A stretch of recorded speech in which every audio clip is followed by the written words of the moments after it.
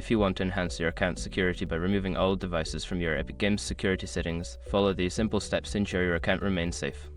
Step 1. Log into your Epic Games account. Visit the Epic Games website and log into your account using your credentials. Make sure you are using a secure connection. Step 2. Access account settings. Once logged in, navigate to your account settings. You can find this option by clicking on your profile icon, usually located in the top right corner of the web page. Step 3. Go to Security Settings. In the Account Settings menu, look for the Security tab. Click on it to access your security settings, where you can manage devices and two-factor authentication. Step 4. Review connected devices.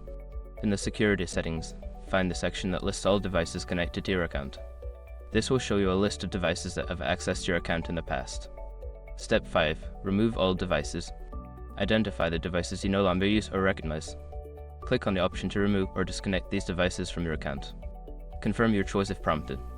By following these steps, you can easily manage and remove all devices from your Epic Games security settings, helping to keep your account secure. Remember to regularly check your security settings to maintain your account's safety.